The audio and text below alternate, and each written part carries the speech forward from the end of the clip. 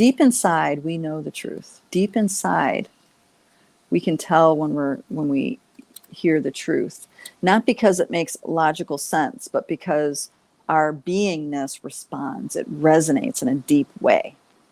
Now, of course, there's truths that go deep into the nesting dolls, and there's truths that only go as far as maybe, a couple past lives ago or something like this, like Akashic record kind of stuff.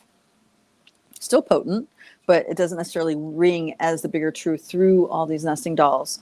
So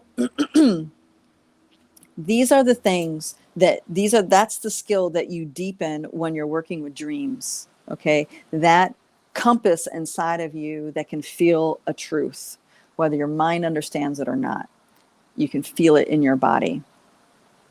And as you come into good relationship, healthy relationship with that, by you paying attention to things, you start decoding it. You start decoding the lie. Now, I talked about this matrix is, a losing system. It's all about training us to give up our life force energy to feed all these systems, right? So one of the mechanisms within that, and this came up in a lab a couple days ago or yesterday or whatever, all my days run together.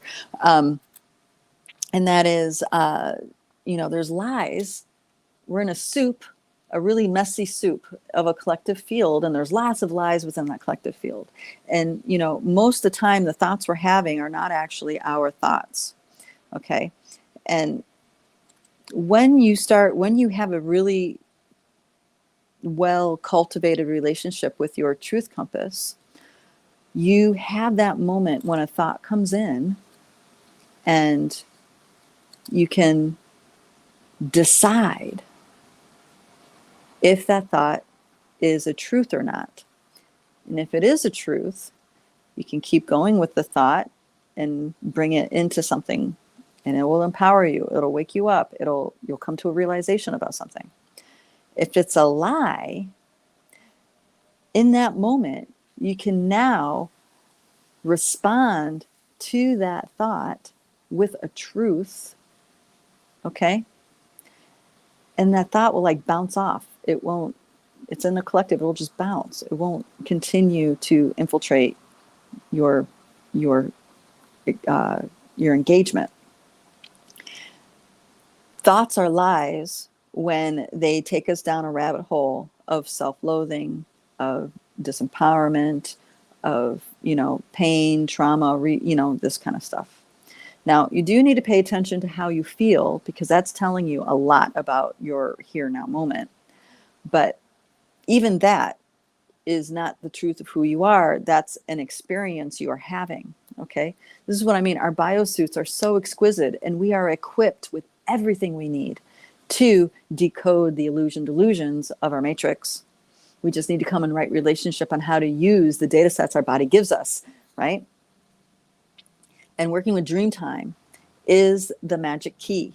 It's the magic key, because this reality is full of that collective soup, full of lies. It's full of technologies that are draining our life force, influencing our nervous system, doing all these things. But in Dreamtime, that matrix is probably maybe 50%, not even 50% of what it is in the waking world. So in that way, our dream time realm is more real, as in it's showing us more of the truth than our waking world. Okay. And this is what the Indigenous masters talked about. This is why they say the dream world is more real than this world. Okay. Because the matrix of control is not as active. It does influence our dreams, and a lot of people are locked into the canopy of the human experience within their dreams, but there's always a rabbit hole in those dreams of going beyond the canopy of the human programming, okay? And that's what you learn to navigate.